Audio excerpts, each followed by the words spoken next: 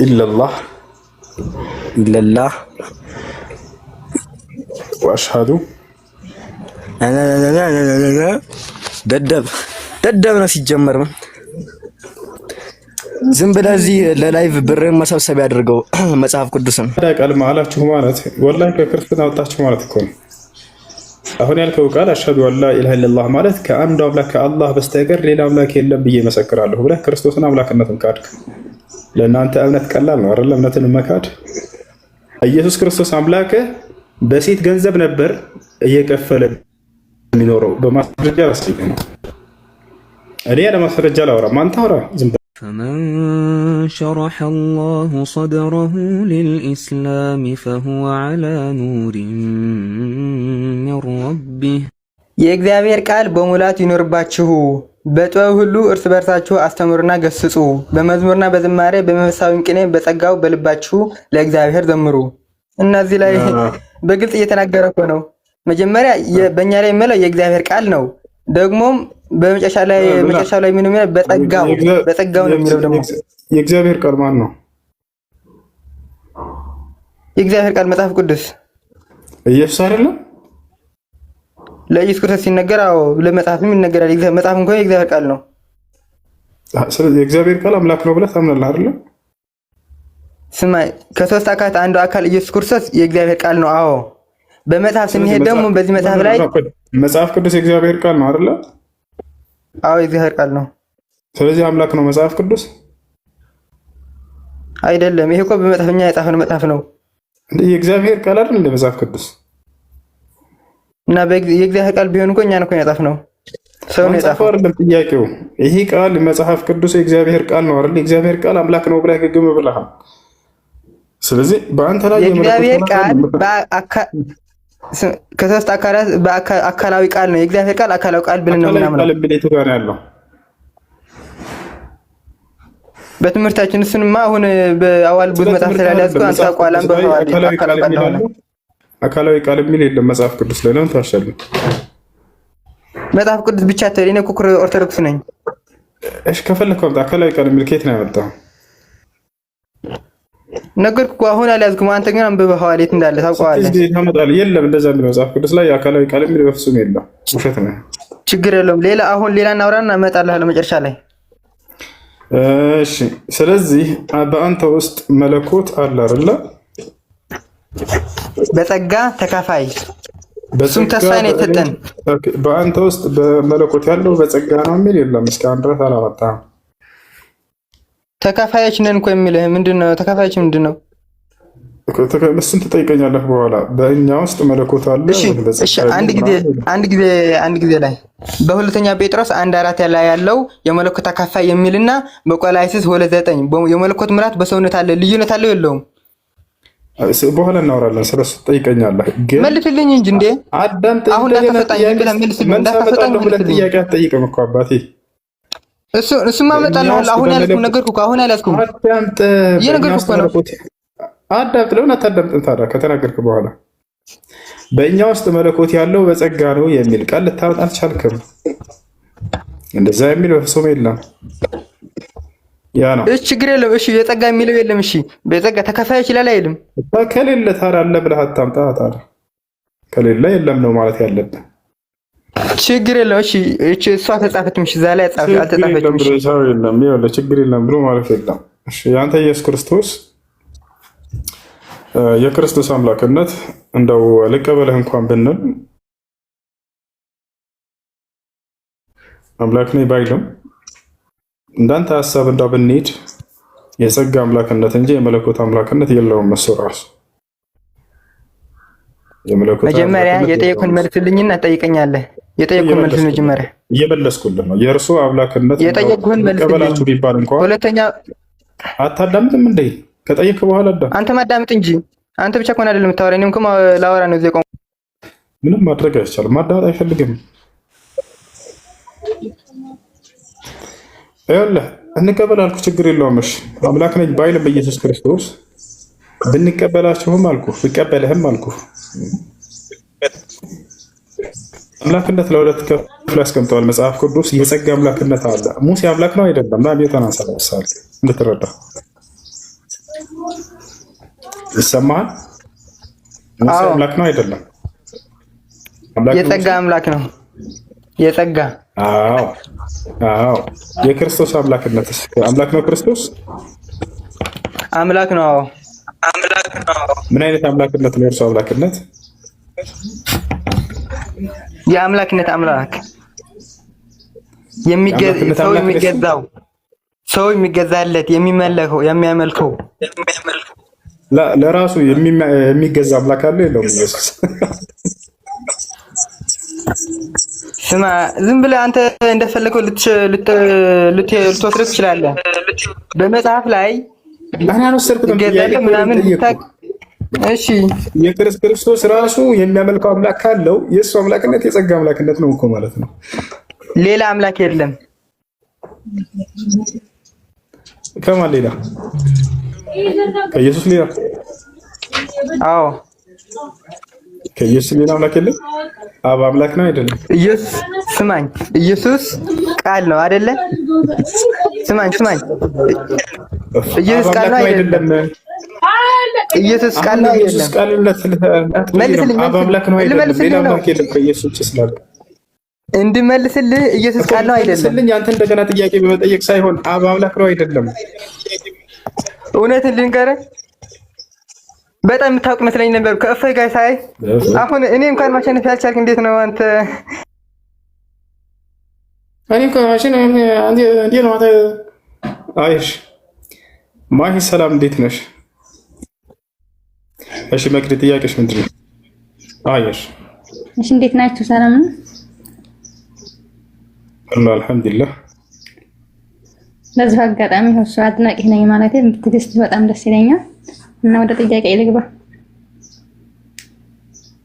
እሺ ጥያቄሽ ምንድን ነው? አንደኛው ነገር ያኔ የእስልምና መሰረቱ ምንድን ነው? የእስልምና መሰረቱ የትእዛዛት ሁሉ ፊተኛና መጀመሪያ የሆነው አንዱን አምላክ ያንን አንዱን አምላክ በብቸኝነት ማምለክና መገዛት ነው። ነቢይ ሙሐመድ ሰለላሁ ዐለይሂ ወሰለም ማስረጃ ሲናገሩ ቡኒየል ኢስላም ዐላ ኸምስ ሸሃደተን ላ ኢላሃ ኢለላህ። የእስልምና የመጀመሪያው ትእዛዝና መሰረት አንድና ብቸኛ የሆነውን አምላክ በብቸኝነት ማምለክና መገዛት ነው አለው። ይህም የነቢያቶች ሁሉ ትምህርት እንደሆነ ታውቃላችሁ። ስለዚህ የመጀመሪያው እስልምና መሰረት አንድና ብቸኛ የሆነውን አምላክ ማመን፣ እርሱን በፍጹም በብቸኝነት መገዛት ይህ ነው። እሺ ከነቢዩ መሐመድ በፊት የነበሩ ነቢያቶች ያንን እንዳስተማሩ እንዴት ነው ማወቅ የሚቻለው? ማለት ቁርአን የመጣው በኋላ ነው። ከዛ በፊት የነበሩት እንደዚህ ብለው ነበር ለማለት ምን ማስተማመኛ አለ? መጽሐፉ ላይ እስካሁን ድረስ ክርስቶስ ጋር መጣና ሰውየው ጠየቀው፣ መምህር ሆይ የዘላለማዊ ሕይወትን ወይንም መንግስተ ሰማያትን ማግኘት ብፈልግ ምን እንዳደርግ ትመክረኛለህ ሲለው ትእዛዛትን ጠብቃ ነው። ከዚያ ክርስቶስ የትእዛዛት ሁሉ ፊተኛና መጀመሪያይቱ እስራኤል ሆይ ስማ ጌታ አምላካችን አንድ አምላክ ነው ብለህ ማመንና አለው። ቀጥታ ነቢይ ሰለላሁ ዐለይሂ ወሰለም ያን የነቢያት መንገድና መጥተው ያስተማሩት አዲስ መንገድ አላስተማሩ። የትእዛዝ ሁሉ ፊተኛና መጀመሪያው አንድና ብቸኛ የሆነውን አምላክ በብቸኝነት ማምለክ ነው ብለው አስተማሩ እርሳቸው። ሙሴም ይሄን ያስተማረው። ስለዚህ ኢየሱስ ክርስቶስ ለእናንተ ማለት ኢየሱስ ክርስቶስ ለእናንተ ያኔ ነብይ ነው ማለት የመጽሐፍ ቅዱስ በሙሉ ያስተማረውን ትቀበላላችሁ? በዚያ ውስጥ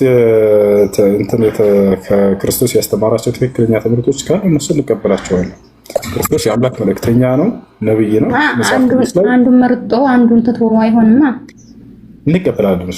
የትኛውን እንቀበል?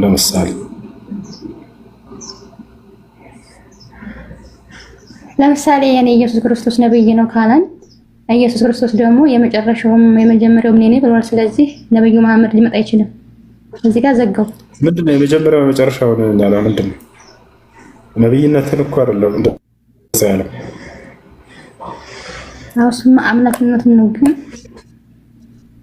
ለአምላክነቱንም አይደለም። አምላክ እንዳለው ነው ያስተማረው ኢየሱስ ክርስቶስ። እሺ ካንተ ያንን የኢየሱስ ክርስቶስ አምላክ ተቀበለዋለህ? 17 ላይ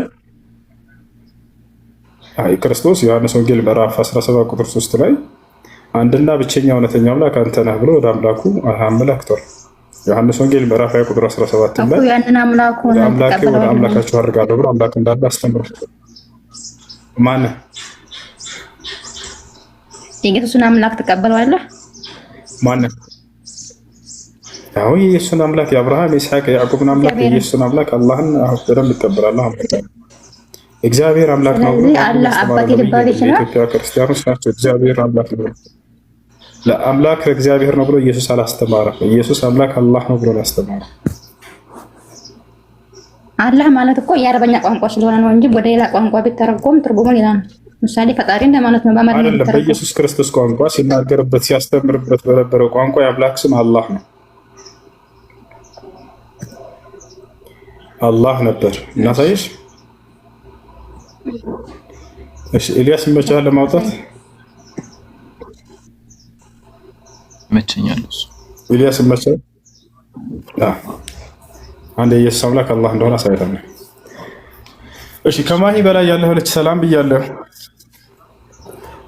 አረጋና ጥያቄ አለ ይሰማል? እሺ ሰላም ይሰማል። ሰላም እንዴት ነህ? ደህና አለን ሰላም ነው አለ አልሐምዱሊላህ። እሺ እንትን ሸሃዳ ለመያዝ ነበር የገባሁት። እሺ እስልምናን መቀበል ፈልገህ ነው? ወን ነበር የገባሁት። እሺ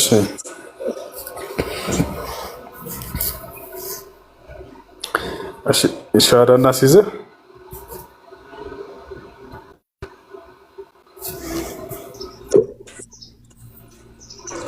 እሺ ያው ስለ ኢስላም ባጭሩ እናስረዳ። እስካሁንም ስንናገር ሰማ ይሆናል እስከዛሬ። ኢስላም ማለት አምላክ በነቢያት በኩል ያዘዘው ብቸኛው መለኮታዊ ሃይማኖት ነው። አምላክ እነ ዲን ዐንደላሂ አልኢስላም ይላል። ከእኔ ከአምላካችሁ ዘንድ ትክክለኛው ሃይማኖት እስልምና ሃይማኖት ነው ብሎ ተናግሯል። ነቢያቶችም ልክ እንዲሁ ኢስላምን እንድንከተል አዘዋል። ለምሳሌ ያዕቁብ ኢነላህ አስጠፋ ለኩም ዲነ ፈላ ተሙቱነ ኢላ ወአንቱም ሙስሊሙን ብሏል። እነሆ አምላክ አላህ አንድ ሃይማኖትን እስልምናን መርጦላቸዋል። አደራ ልጆቼ ሙስሊሞች ሆናቸው እንጂ አትሞቱ ብሎ ተናግሯል። ይህ ነው ኢስላም። አምላክ በእርሱ በኩል በነቢያት በኩል ያዘዘው ሃይማኖት እንደሆነ በርካታ ቦታ ላይ ይናገራል። የእስልምና ሃይማኖት የመጀመሪያው አስተምህሮ ያን አንድና ብቸኛ የሆነውን አምላክ በብቸኝነት ማምለክ ነው፣ በእርሱ ላይ ቅንጣትን ሳናጋራ ማለት ነው። ይህን ይመስላል። ሻሃዳ ለመያዝ ዝግጁ ከሆን ከኔ ጋር አብረኸኝ ትላለህ።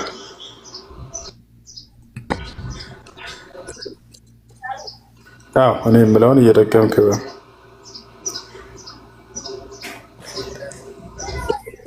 አሽሃዱ አላ ኢላሃ ኢለላህ ወአሽሃዱ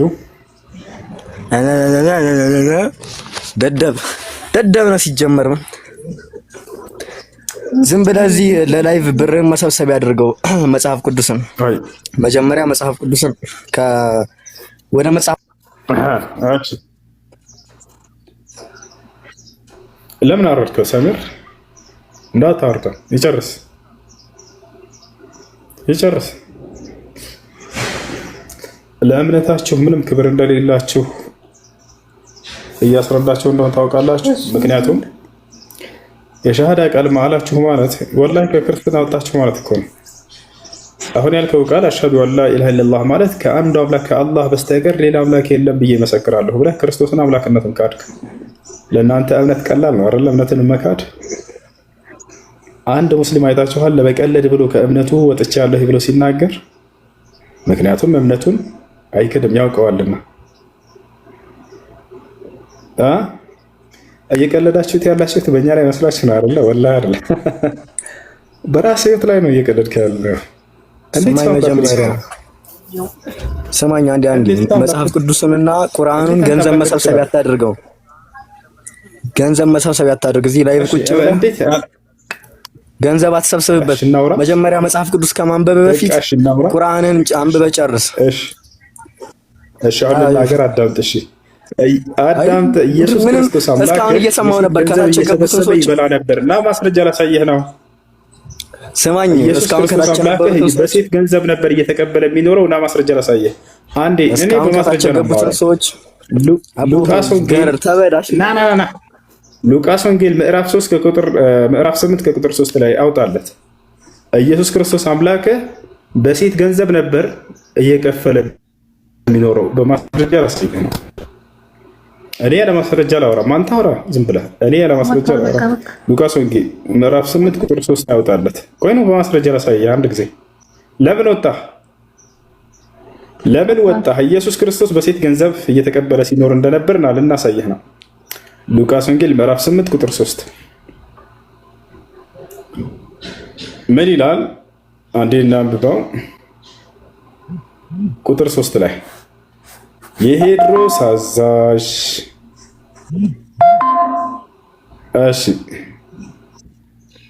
እሺ ምን አንዴ እንትን በለው። ቁጥር 2ን አድርገው ትንሽ ከፍ አድርገው እንደዚህ አድርገው ጠጋ አድርገው። ያ ቁጥር 2 ሴቶች እነርሱም 7 አጋንንት ያወጣላት መግደላዊት ማርያም የምትባል ማርያም፣ ቀጥሎ የሄሮድስ አዛዥ የኩዛ ሚስት ዮሐናም ሶስናም ብዙዎችም ሆነው በገንዘባቸው ያገለግሉት ነበር። አሜን ነው።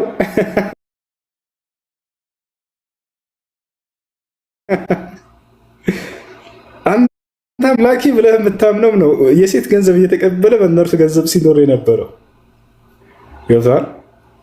ና ውሰድ፣ ሰብስበው ሰርና አምላክህ የሴት ገንዘብ እየተቀበለ እየከፈለ ይኖር ነበረ። ያው በማስረጃ በገዛ መጽሐፍ ላይ የአንድ ሴት ብር አይደል አልነበረ የሚቀበለው የብዙ ሴቶች ገንዘብ እየተቀበለ ይኖር ነበር ብለው ሐዋርያቶቹ አገልጠውታል። እዚህ ጋር ከይቅርታ ጋር ክርስቶስ ዒሳ ዓለይሂ ሰላም በፍጹም በሴት ገንዘብ አልኖረም፣ ሰርቶ ነበር የሚኖረው። ነብያቶች ሰርተው ይተዳደሩ ነበረ። ገብተዋል። ነገር ግን መጽሐፍ ቅዱስ ላይ አምላክ ብለህ የምታስበው አካል ያው የሴት ገንዘብ እየተቀበለ በሴቶች ገንዘብ እየበላ ይኖር ነበር። ጭራሽ አጋንንት ያወጣላቸውና ገንዘብ ተቀብሎ ይበላል። አላህ ወስጣን ኤልያስ ቀጥልላችሁ። እሺ መቅዲ የአላህ ስም ማን ነው? ኢየሱስ ክርስቶስ የአምላክ ስም አላህ እንደሆነ ያስተማረበት ቦታ ሊያሳይሽ ነው። ኤልያስ ቀጥልላት። እሱ ተማም ይሰማሻል መቅዲ? አዎ። እሺ ኢየሱስ ክርስቶስ ማለት ነው የምን ቋንቋ ተናጋሪ እንደነበረ ታውቂያለሽ? ምን ተብሎ እንደሚታመን ይሰማሻል? ይሰማሻል? ያኔ በሶስት ቋንቋ ነው ተናገረ ምናምን ነው የማውቀው። እኮ አይ ቋንቋው የቋንቋው ስም አራማይክ ነው። እሺ እንደሆነ የሚገለጸውና ኢቨን በአራማይክ ማለት ነው